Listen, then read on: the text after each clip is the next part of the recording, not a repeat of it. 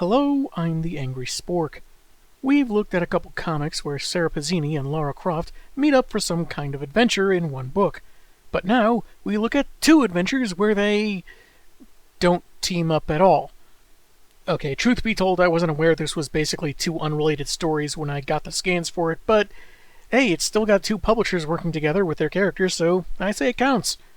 I'm taking issue with Witchblade and Lara Croft Tomb Raider, so let's see if this comic makes us want to turn the page, or turn our heads.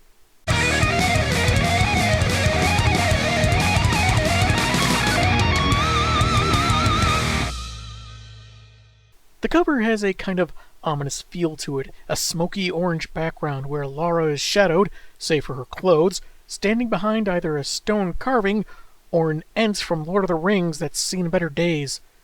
Of course, in the foreground there's Sara, in nothing but underpants, a very small shirt, and her Witchblade gauntlet. Her entire face is blacked out except for her eyes that look red and angry. Her clothes say, "Just got out of bed and wasn't expecting company," but her face says, "Make funeral arrangements." I'm gonna go ahead and give you a pass because you have murder eyes. We begin with our first story, The Demon, written by Mark Millar with art by Jay Lee and Jun Chung. On a busy New York sidewalk, a man that looks like he's about to catch a beach ball has instead caught a bullet to his head, right in front of Detective Pezzini. She tells everyone to get down as more shots are fired, and she pursues the shooter.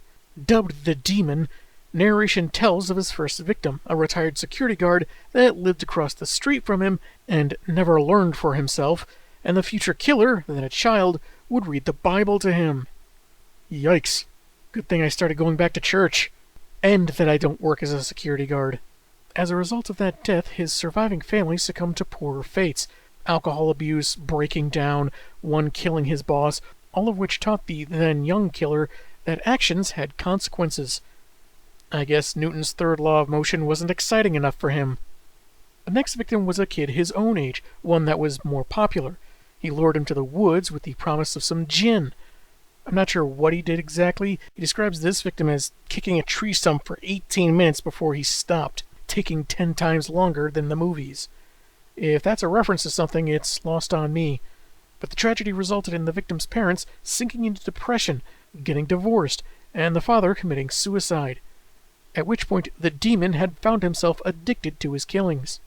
Hopes of catching him by establishing the help group Murderers Anonymous proved unsuccessful. Despite apparently being old, the guy is pretty fast on his feet as Sara continues the chase. Before, the demon could only manage very young or very old victims less able to fight back. As he grew and apparently served in the military for a time, he became more daring, murdering police and firefighters and the like. At one point, he killed a kindergarten teacher in her home, and investigators were baffled at why he only shot the husband in the leg instead of killing him too. But that was missing the point entirely. I'm making a statement about the over-commercialization of modern musical icons. I thought I was making it obvious. Jeez! Briefly losing the perp, Sara is pointed in the right direction by an attentive citizen as narration continues. The demons sometimes spent years in between attacks, because it wasn't the killings he was addicted to, but the effect it had on their loved ones. He'd find someone, manage some information out of them, and ruin their lives by targeting whoever would be missed the most and snuffing them out. Like this more recent flashback of Sara's superior remarking that she has the department's best arrest record. Also champion of our annual pancake eating contest. But God only puts up with so much darkness in the world. Sometimes he just likes to sit up and remind everyone he's listening every once in a while. He wouldn't mind it if you called more often and maybe you paid better attention to what he says, but that's neither here nor there.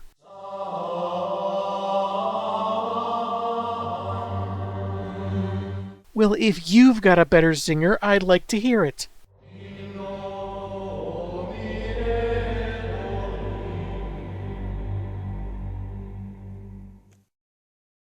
Dang it, you win.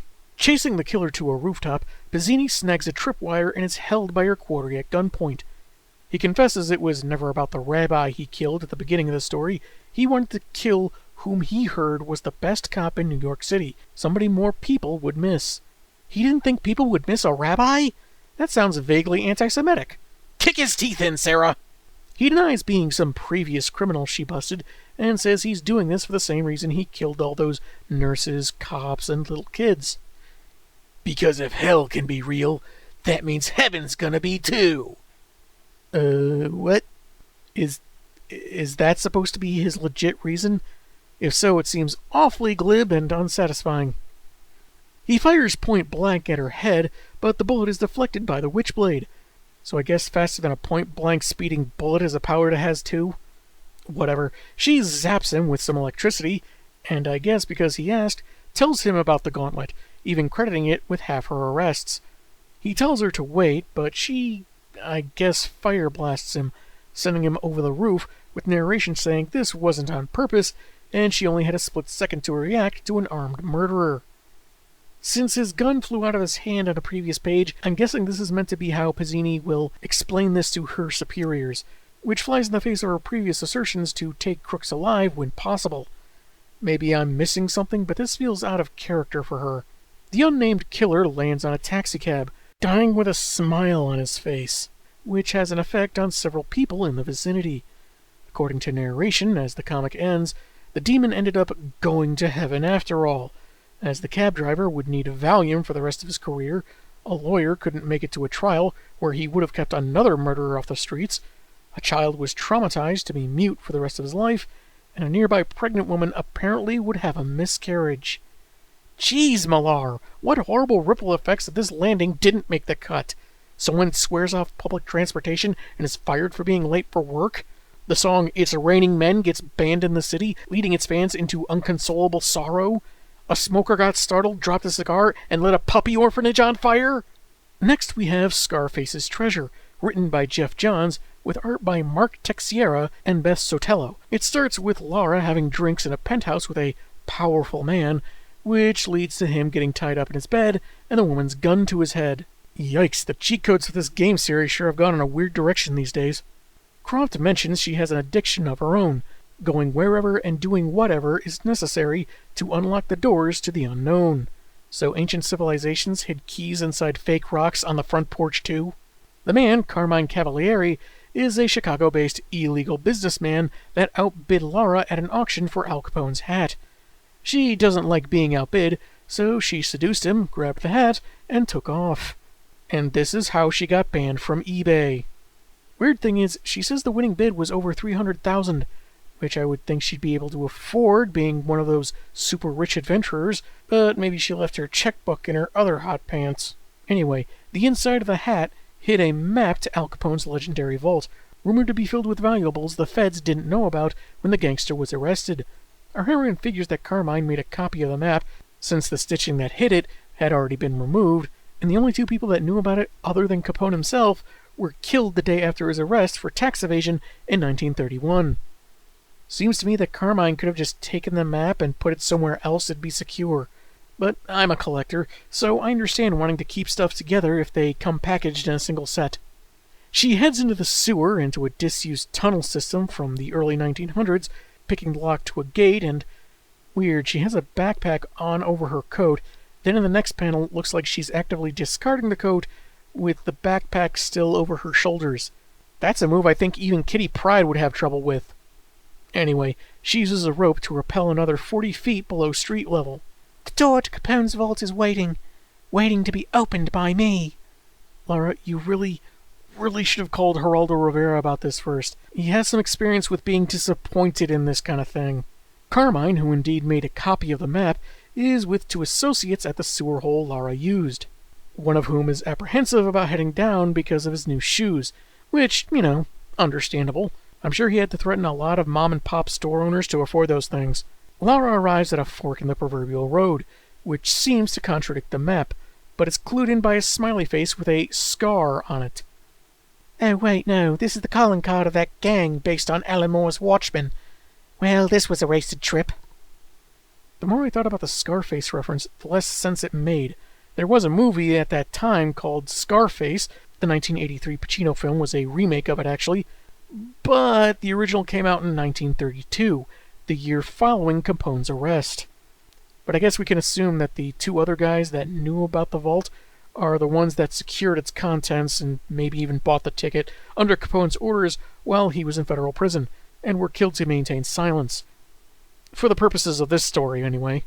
Taking out the wall with some plastic explosives, she finds the coveted vault and ziplines down. Before she can open this newest door, she's fired upon by Carmine and his crew, and she must have spider sense to have dodged all that without turning around. I don't know what combination of shoulder buttons, thumbstick, X circle square she used, but she continues evading bullets while applying more plastic explosives to the vault door, and nearby that one goon's very nice, very new shoes. Either that, or she's taking some explosives from the door where she planted them and threw it at the shooters. One detonation later, the mobsters are taken out, Croft doesn't have a scratch on her. Not scientifically possible! And probably doesn't have any ringing in her ears. You do not want tinnitus. She looks inside the now open vault, not sure how or why it opened, but whatever, and finds 24 barrels filled with beer. The cause of and solution to all of life's problems. She's disappointed, much preferring wine, so she closes the vault and heads out with her guns up. Maybe she's expecting one or more of those gangsters to still be alive, and she's off to find that next door. The comic ends with a quote from Al Capone. "You can go a long way with a smile. You can go a lot farther with a smile and a gun. Yeah, yeah." Do anger-fueled energy cannons count? That was Witchblade and Tomb Raider, and I thought they were pretty good standalone stories. While I do prefer the heroes to win, or at least villains to lose, I can at least appreciate what Malar may have been going for with the demon, even if some elements aren't to my fancy. Some of the grittiness and disgusting nature of some people's crimes that get mentioned are a bit excessive for my taste, but that's me. If nothing else, that made the dirty feeling of the art feel that much more appropriate. The killer's stated reasons, like I mentioned, felt too easy. Some kind of violent antisocial compulsion that made him angry at people seemingly happier than him, that he never bothered trying to be happy himself, but blamed others for it, I think would have made more sense. Maybe if there was more elaboration as to what he views as hell versus heaven, but the story doesn't make time for that. However, grim and somber as it is, the ending was at least fitting for what it was going for, Sarah's actions having such awful, unintended consequences. Unless there was some change to her character, I imagine her fans may not be so thrilled that she seemed to knock that guy off the roof on purpose. If that wasn't her intent, I think she could have used the Witchblade to snag the guy, but in broad daylight, that might have been more exposure than she's comfortable with. Which is saying something, considering how it usually makes her look. Ah, good old stock footage. Scarface's Treasure had a kind of connection to the first story, in terms of some atypical form of addiction. For the killer, it was making people miserable. For Lara, it was her quest for the unknown. She didn't care what was in Capone's vault. She just wanted to know if it existed and whether or not it held anything at all. She gets disappointed, but she takes consolation that she got her adrenaline fix and takes off for the next adventure. And now this unknown is no longer unknown. At least to her. Good thing this was beneath Chicago. If this had been in New York, she'd have left all that booze to be found by the Teenage Mutant Ninja Turtles, and Splinter would not like her contributing to their delinquency. I liked the art, much cleaner than its companion story, and if I had one big criticism, it would be how almost superhuman Lara seemed to be when she was shot at. That's a pretty confined space to avoid fire from 3 gunmen, but it's probably something that happens in her own titles anyway. Though, weird thing is, this goon seems to have gotten plastic surgery to look more like his boss on the way down. While I do generally like Johns' writing more than Millar's, I think Demon may have edged out as the better of the two, if just so because it did feel a bit meatier as a story overall. But I wouldn't call either one of them bad. I'm the Angry Spork, and man have I got issues.